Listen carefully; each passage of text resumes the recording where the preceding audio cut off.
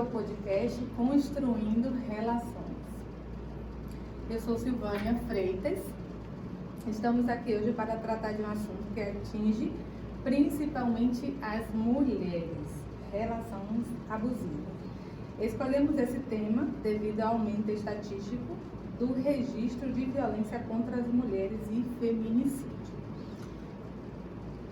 Houve um aumento de cerca de 5 pontos percentuais no feminicídio, são cerca de 1.400 mulheres mortas no mesmo ano. Olá, eu me chamo Ana Isabelle e as relações abusivas são definidas como aquelas em que estão presentes abusos físicos e emocionais. Tem necessidade de controlar ou manipular o outro através de jogos de poder, envolvendo ameaças, intimidações, entre outros comportamentos nocivos. Vale ressaltar que os relacionamentos abusivos não se resumem a relacionamentos amorosos. Podem acontecer nas diversas esferas sociais e com qualquer pessoa, independente do gênero, idade, mas também como o maior exemplo de relações são as amorosas e de vítimas são as mulheres. Vamos direcionar o foco para esse grupo. Convidamos para este bate-papo Nina Roseli. Seja bem-vinda e fale um pouco sobre você. Oi, bom dia, né, gente? Então, me chamo Nina Roseli, né? Eu sou psicóloga e sexóloga, né? Então, atendo principalmente essas demandas que envolvem questões de relacionamento. Já fui do meio acadêmico, né, professora. Hoje eu estou mais voltada para o contexto clínico. E naturalmente, como eu atendo muitos casais, essas são demandas que acabam aparecendo, né? Sejam elas, né, queixas de, apesar de vocês trazerem um percentual muito alto entre mulheres, a gente também vê essas dinâmicas abusivas, né, em outros tipos de relacionamentos e também entre os homens, né, que tenham uma dependência emocional, uma dependência financeira, já que nesse processo de construção de gênero, de reformulação de gênero, a gente está vendo aí os vários formatos de relacionamento e como essas dinâmicas de controle, de manipulação, ela pode acontecer em qualquer contexto. E também a gente convidou Luciana Veloso. Seja bem-vinda também. Conte um pouco mais sobre isso. Bom, eu sou Luciana Veloso, sou assistente social de formação, sou mestra em família, especialista em relacionamentos, terapeuta de casais e atualmente estou coordenadora da Proteção Social Especial do Estado, na Secretaria de Assistência e Desenvolvimento Social. E lá a gente trabalha com mulheres vítimas de violência, todo tipo de violência também. Então, é um prazer poder estar aqui com vocês para a gente fazer esse bate-papo e desmistificar algumas ideias que nós temos sobre relações abusivas. É importante esses números que vocês trazem, importante a fala do que é a relação abusiva e o que a gente não pode perder nunca de vista é que a relação abusiva tem uma relação até redundante, mas é uma relação de poder que se estabelece entre as pessoas, que necessariamente não é só entre casal. Essa relação abusiva pode ser profissional, pode ser familiar, e a gente tem que estar atenta e desmistificar o que a gente entende sobre relação abusiva. Então, eu tenho uma pergunta direcionada à nossa psicóloga. O que caracteriza uma relação como abusiva e como isso afeta as vítimas? Então, a gente já enumerou aqui que são relações de manipulação, de controle, de persuasão, são relações que envolvem muita sedução, né? Mas a gente sabe que também tem conexão, tem amorosidade, né? E a gente passa pelo entendimento equivocado de como é que você demonstra amor, de como é que você demonstra, né, cuidado, né? E passa por controle, uma dinâmica de isolamento, você querer a pessoa só para si, né? Trazer uma questão de uma dinâmica de fusionamento entre o casal, né? Para que um acabe se tornando dependente com a dependente do outro, né? A gente costuma sempre enumerar a vítima com uma condição de fragilidade, enfim, mas a gente vê uma dependência também do abusador, porque é uma relação complementar. As relações, de modo geral, elas são complementares. Então, para se sustentar aquele sistema, para se sustentar aquela dinâmica, né, existe uma questão de ação e reação. eu faço, você responde, e isso vai se tornando um padrão de comportamento, uma dinâmica que se repete, e muitas vezes você faz uma relação e você adota esse mesmo padrão em todas as relações que você acaba sendo inserido, né, de amizade, com filhos, com a família, né, e tem muita fragilidade, muito sofrimento, baixa autoestima, passa por uma dinâmica de negação. É interessante como você, né, você visualizar o entendimento que cada um tem do que é uma relação saudável, né? E isso passa, né, pelos contextos que você tem de referência, pelos modelos que você tem de referência, né, e também pelo contexto que você está inserido, né? Então passa por essa questão, né, de autoestima, de fragilidade, de manipulação, de controle, né? E nos casos mais extremos, né, a agressão física, né? E o que acaba passando, né, é essa coisa mesmo da violência psicológica, que é uma violência que é velada, que passa despercebida, que muitas vezes é entendido como cuidado, né? Mas você ele é tão amoroso com você, ele é tão cuidadoso com você, tão atencioso, protetor, mas não sabe o custo disso, como é que isso é demonstrado, né, para a rede, né, que cerca, né? Então, você acompanhar um quadro desse é um quadro de muita angústia, até para quem também é o cuidador do processo. Eu sempre digo, Mina, que a relação abusiva ela é um ciclo, né? Que ela nunca acaba, porque a não ser que você tome a atitude de, não, a partir de agora eu vou mudar, eu vou entrar no processo terapêutico, eu vou buscar o autoconhecimento para entender o que é que me leva a estar sempre repetindo o mesmo comportamento, né? Temos também uma pergunta para a assistente social. Como é que as relações abusivas podem se manifestar na vida das pessoas e quais são os grupos mais vulneráveis? Bom, como a relação abusiva ela tem um estigma voltado para o poder, qualquer pessoa que dependa emocionalmente ou financeiramente de outra pessoa está suscetível a entrar numa relação abusiva.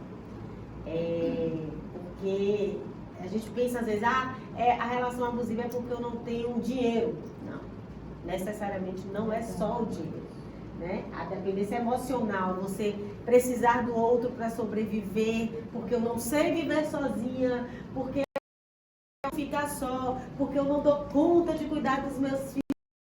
Então, são falas que você percebe uma dependência emocional do outro que pode colocar você numa condição de uma relação abusiva. E é importante a gente perceber e ter clareza que na relação abusiva você abre o caminho para a violência, né? Como a Mina falou, violência psicológica e posteriormente a violência física. E eu sempre falo muito sobre a questão de que a gente precisa ter cuidado com a violência através da sutileza das ações, né, Mina? Sim. Aquela fala que eu fiz anteriormente, mas ele é tão cuidadoso. A que ponto esse cuidado, né, tá levando você para um controle? Tipo, eu não posso estar com a minha família. Porque ele quer que eu fique com ele todos os finais de semana. E infelizmente não é uma coisa que acontece isolada, né? Porque às vezes as pessoas dizem, quais são os sinais, não é? Essa coisa do ciúme, deixa eu ver seu controle, seu celular, deixa eu ter acesso a isso. Não é só isso, né? É com quem você fala, com quem você anda, que hora você chega. E hoje a gente vê, né, você invadir a privacidade do outro, você anular o outro na relação, fazendo valer as suas vontades, né? E a gente costuma apontar o tempo inteiro. E as dificuldades de relacionamento envolvem sempre poder. São relações de poder, são relações em que você tem que ajustar o tempo inteiro interesses, né? E como é que você exercita, né, a vida dois, a construção de uma vida dois com cumplicidade, com respeito, individualidade. Então, o tempo inteiro durante o trabalho com o casal, a gente passa por essas nuances. E quando você vê um somatório de ações, né, que levam à anulação de uma das partes e sobreposição da outra, né, de desrespeito da fala, de desrespeito de espaço, só para si, né, de ter controle sobre com quem você anda, com quem você fala, você com onde você veste, anda, o que você veste. como você se comporta, né? O seu comportamento. Exatamente, sobre a aparência física, né? Como é que você deve se comportar, né? Que cabelo X, de maquiagem, de roupa, de sorriso, se você é muito expansiva, se você é muito... Então é um controle, né, de forma, né, exacerbada, não é sutil. A questão toda é que se fala sorrindo, é uma comunicação muito paradoxal, né? É bem aquela dinâmica do eu falo que eu te amo, mas eu tô te empurrando também. E aí você acaba recebendo duas mensagens. E qual é a mensagem que você vai abraçar? É a mensagem, mas ele me ama, mas ele me dá tudo que eu preciso, mas ele é carinhoso comigo. Sim, mas ele também te empurra, ele também te controla, ele também te desqualifica, ele também te critica o tempo inteiro. E o tempo inteiro no trabalho você vê um exercício de apego, né, a determinados momentos em que você está mais sensível a essa fala do eu tô em dor, eu tô em angústia, em determinados momentos que você utiliza como apego e justificativa para estar nessa relação. Um vídeo, Almina, acho que há 1 ano, 2 anos atrás, teve uma repercussão bem interessante nas redes sociais, em que eu trazia uma frase que eu ouvi durante o tempo que eu estava, né, no consultório de uma paciente, que era uma cliente, que ela dizia assim, ele me ama, ele cuida de mim, mas ele me bate. Onde é que está o amor nisso? Ele me ama, ele cuida de mim, mas a minha alegria incomoda ele. Então, paradoxal, né? É paradoxal porque são 2 pesos e 2 medidas. A relação abusiva traz muito isso, né? São 2 pesos e 2 medidas. Ao mesmo tempo que você está ouvindo eu te amo, eu estou te batendo. Eu estou te dizendo, a sua felicidade me incomoda. Né? Você sorri para meus amigos porque você está sorrindo para meus amigos. E é um desafio conversar com o abusador. Sim. Né? É um desafio, né? Como eles trazem essa dinâmica com uma naturalidade, minimizando dores, né? Numa dinâmica de negação, não é bem assim. Você só faz reclamar, então uma desqualificação com a fala do outro, com a dor do outro. Né, como eles naturalizam o processo, né, a resistência deles em chegar, alguns até já, quando você convida, né, você pode trazer seu parceiro, você pode, pra gente, então tem uma resistência ali, imprevisto de quando essas falas aparecem, você vê um discurso que não é bem assim, não é bem desta forma, e aí vem da mesma forma que traz os pontos negativos, querendo contrapor, sim, eu até posso fazer isso, mas eu também faço isso, mas eu também faço isso. E tem uma outra coisa ali de falar, né? No momento em que você está com esse casal, né, no espaço terapêutico, você vai ouvir a fala, mas ela me provocou, mas, ou seja, terceirizar a responsabilidade. É o outro, né? Eu tô reagindo, a minha ação é por uma reação à sua ação, sabe? É meio... Isso, gente, também vem assim, o filho que viu muito o pai se posicionando dessa forma, uma filha que viu muita mãe se posicionando, e aí também... Se a gente está falando em relação à referência, ao modelo, é preocupante o contexto que essa pessoa está sendo, que essa criança está sendo criada, né? Porque quando a gente vai em busca, né, as teorias da personalidade, enfim, então traz uma dinâmica de genética, né, um viés que justifica, né, que comportamento, enfim, está relacionado a... Mas tem uma dinâmica que tem um outro viés que é contexto, né? E muito quando você vai também investigar qual é o contexto desse abusador, qual é a história desse abusador, né? Você encontra também uma dinâmica é natural para ele, porque ele foi criado em um contexto em que muitas vezes ele também viu os homens, né, tratando as mulheres dessa mesma forma, né? Então você entende, né? Então, e é a mesma coisa em dinâmica em que ocorre alcoolismo, né? Em como, né, a bebida, acesso à bebida, né? No momento que aparece, você vê isso como uma dinâmica natural de confraternização da família, você leva isso, porque a gente não tem muito, não diria que a gente tem tanto controle assim para saber, na hora que a gente vai formar a nossa família, esse critério de esse comportamento, esse modelo eu vou escolher levar, esse modelo eu vou escolher não levar. Seria ótimo se a gente tivesse essa racionalidade, esse controle sobre as nossas escolhas, né? A gente aprende a conseguir nomear, tipo, se responsabilizar por suas escolhas, você saber por que você escolheu isso. O que é que alimentou, o que é que fez com que você se sentisse tentada. Mas a gente não tem esse controle de eu só vou fazer 2 escolhas na minha vida. A gente vai até munida por essa intenção. Mas a gente não consegue. Então a gente vê dentro desse contexto, e provavelmente para essa criança que foi criada, né, nesse contexto, né, no processo de desenvolvimento, já é um ponto para você ficar atento. Né? Se no final das contas ele vai desenvolver uma dinâmica para que ele possivelmente se torne um futuro abusador, ou de medo, de resistência para voltar, dificuldade para confiar nas pessoas, porque você vê as figuras, né, se a gente for pensar quais são as principais figuras de confiança que normalmente a gente constrói, né, em relação ao principal núcleo socializador do indivíduo, é a família. Depois você vai sendo inserido em outros núcleos e você vai aprendendo a desenvolver confiança. Isso é algo que é aprendido. A gente não nasce com. Vamos lá. Para terminar. Quais são os fatores psicológicos que podem manter em uma relação abusiva? Já nomeou aqui alguns, né? A dependência emocional é o que geralmente fica mais em evidência. O isolamento social, a baixa autoestima, né?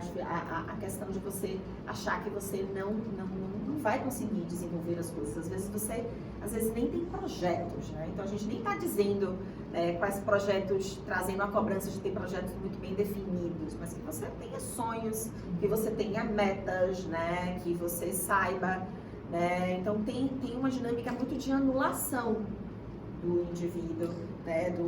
Dessa mulher, né? Se a gente for trazer até dentro da dinâmica de construção de relação que a gente está trazendo aqui no contexto de relação de violência em relações heteroafetivas, né, em que existe aí uma predisposição, né, de um discurso do homem que é reforçado pelo machismo social, por essa construção social, né, e aí a gente vê baixa autoestima, dependência emocional, né, depressão, ansiedade, desânimo, né, dificuldade de desenvolver metas, uma apatia, né, então a gente tem uma sequência de coisas que se somam. Normalmente nunca é uma coisa só e a gente vai despertando, a nossa anteninha vai ficando ligada quando a gente vai vendo uma sucessão, né, de comportamentos que sinalizam pra gente que você tem um risco eminente aí. E quais são os recursos e os apoios que as vítimas de abuso podem procurar na comunidade?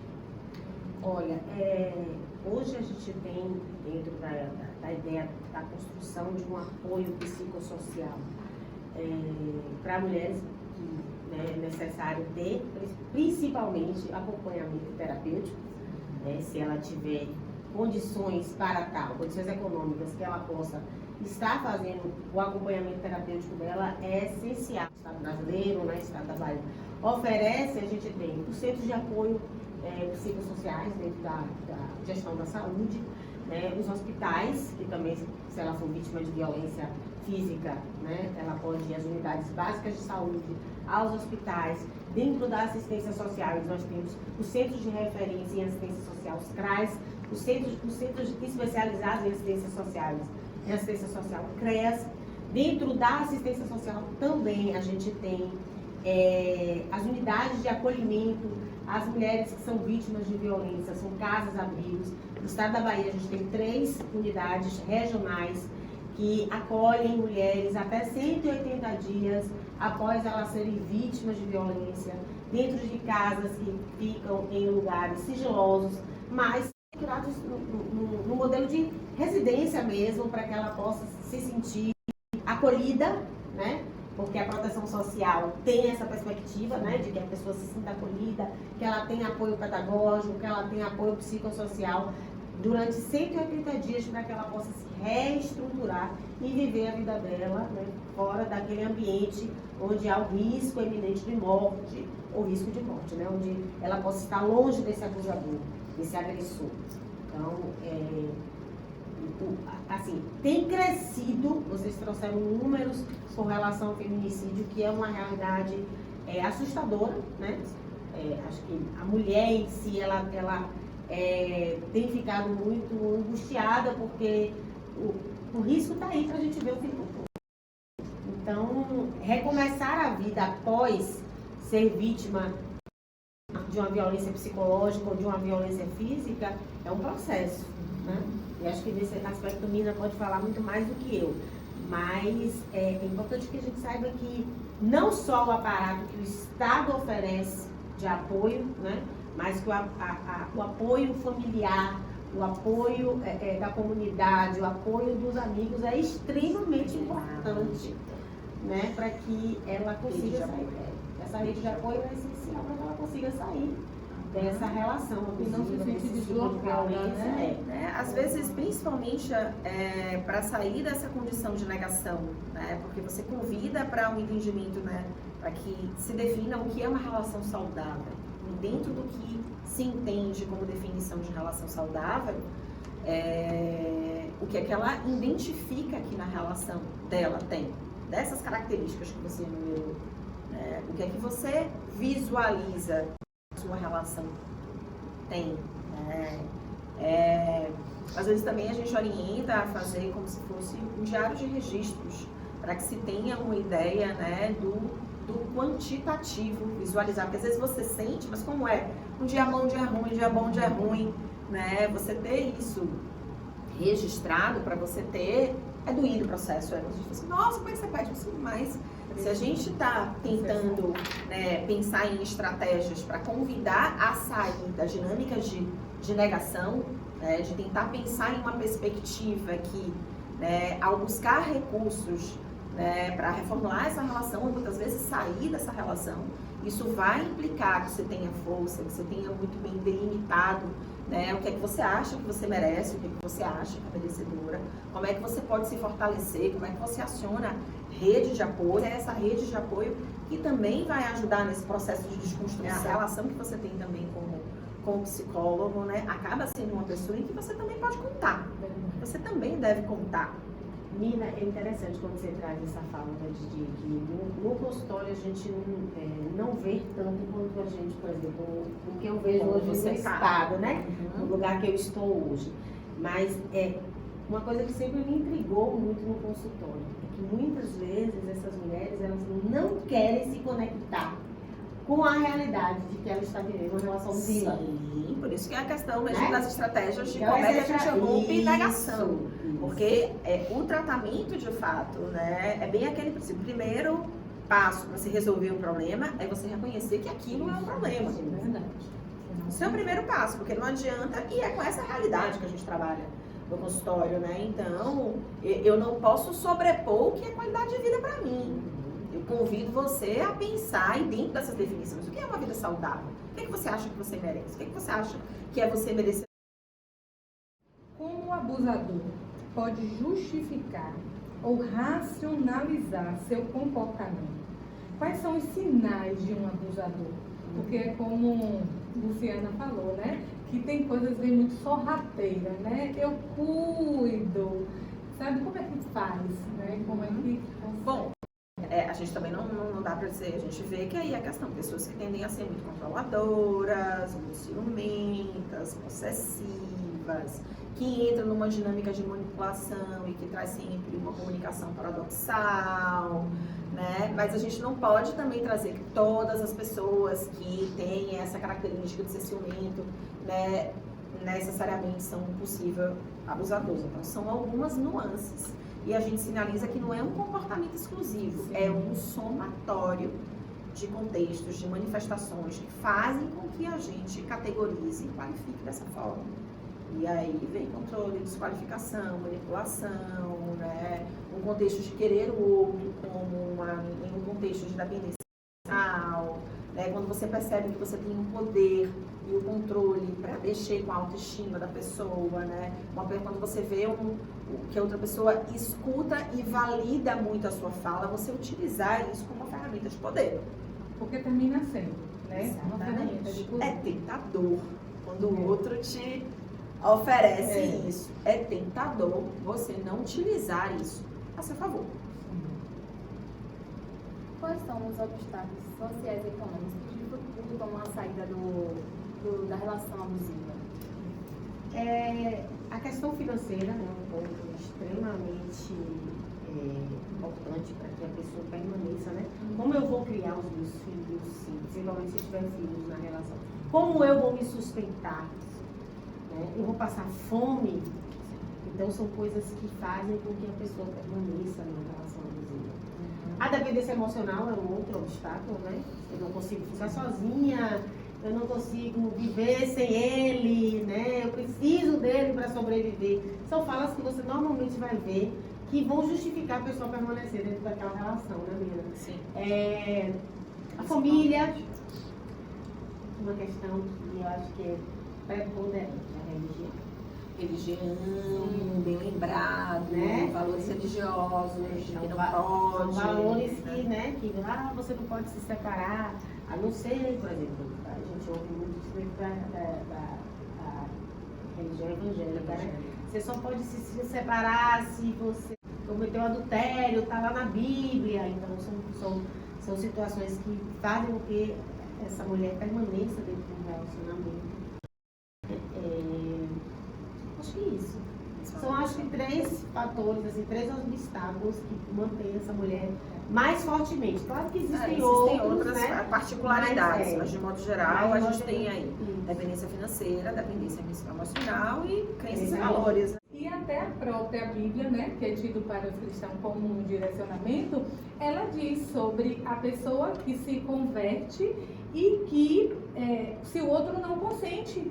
Se não consente, ele não consente que você seja, deixe ir. Sim. Entende? Então, assim, existia, assim, muito esse peso. Não pode, tem que manter. Sim. Mas hoje a gente tem essa abertura porque o século está aí, né? E a fala das mulheres está aí. Também acho que né? é E aí tem importante coisa A gente ver espera que realmente ele Para que sensibilize, porque a muito religião é sofrido. para ser um espaço de esperança. Isso, exatamente. Eu entendo que não deve ser um espaço de mais repressão. Como lidar e apoiar as mulheres, principalmente, que ficam nesse estado de negação, que tapa os olhos, mesmo acontecendo. Ah, ele me bateu, mas depois ele me deu um chocolate, me abraçou, disse que me pediu desculpa, que não era Vai mais que queria. acontecer. Como apoiar de forma sem ser totalmente direta, dê aquele choque naquela mulher. Olha, eu acho que a Nina pode até falar mais sobre isso, porque tem uma questão aí que, se você está em acompanhamento psicológico, né, você vai no processo de autoconhecimento, no processo terapêutico, você vai... Essas são falas que a gente acolhe, mas a gente confronta também. Isso. Né? Então, tudo bem que é um espaço de escuta, é um espaço de relação, mas a gente fica o tempo inteiro, né, nessa dinâmica de como é que eu valido, que eu qualifico, e dentro do que você me traz, eu convido você a olhar essa situação também sobre uma outra perspectiva. A dinâmica mesmo de como é que você ressignifica. E aí, por isso que às vezes eu utilizo essas estratégias de, ok, acontece isso, e quantas vezes isso acontece? E aí você convida para uma perspectiva de, ao romper esse padrão, que novo padrão você tem vontade de construir? O que é que você tem vontade de construir? Porque às vezes passa pela ideia de merecimento. O que eu mereço? O que eu posso buscar? O que está à minha volta, né? Em relação a essa coisa mesmo da condição de ter uma independência financeira, de como é que eu vou comer, onde é que eu vou dormir, onde é... A vulnerabilidade, né? A vulnerabilidade que são, você acaba se que são colocando. preocupações reais. Principalmente quando tem, né, filhos, né? Às vezes você não consegue sair do contexto, vou me fortalecer, os filhos ficam com ele, né? E você meio que deixar, tipo assim, vou contar para que essa violência também não seja praticada com eles. Né? Então tem várias coisas em jogo, mas quando a gente vê essa dinâmica da comunicação paradoxal, desse ciclo, né, de que tem uma agressão e vem uma recompensa, né? Às vezes numa dinâmica de recompensa é o momento em que você consegue promover um tipo de diálogo, quando ela consegue se aproximar um pouco mais dele, talvez falar de um pouco mais de forma mais franca sobre as dores e naquele momento ter um pouco de validação, mas às vezes são mudanças, são comportamentos que não se sustentam por muito tempo. É porque eu estava bebendo. É porque você fez isso e não gostou. Você falou algo que eu não gostei, eu estava bebendo, então, quer dizer, vai culpar a vítima, né? Vai justificar a atitude, mas você não vai ver a manutenção de um comportamento diferente daquilo que ele vem fazer. E aí a gente é aquela coisa mesmo da metacomunicação, né? A gente comunica e às vezes convida, ó, você já entendeu qual é o padrão? Qual é a dinâmica do padrão? Faz isso, faz isso, olha, mais uma vez aí o padrão. Né? Então, no momento que você identifica que isso acontece, você vai percebendo no processo que esse comportamento vai acontecer outras vezes. Quando você percebe que acontece, talvez ela não, mas você comunica. Percebeu? Novamente. E aí, por quanto tempo ele conseguiu, se manteve com a bandeira branca hasteada para você? Né? Então, porque, de fato, quando esse momento acontece, é o momento do respiro. É um momento em que você consegue se sentir mais próximo, né? Mas qualquer outra coisa, né? Externo, interno, vira de novo. Eu sempre digo que viver um relacionamento abusivo é viver pisando em ovos. Essa horrível, sensação, né? Essa sensação. Pisando, você nunca sabe onde é que você vai. É um campo minado. Né? Se você pisa aqui, tá tudo ótimo. Mas você pisa aqui de junto e aí pá, explode. E é motivo para discussão, para agressão. Para todas as mulheres que tiveram a coragem de enfrentar relações abusivas, saibam que vocês são fortes, resilientes e merecem todo o amor e apoio. Ninguém merece ser tratado com desrespeito, medo ou violência. Lembre-se de que não estão sozinhas. Há comunidades, amigos, familiares e profissionais dispostos a apoiá-las em sua jornada de cura e recuperação.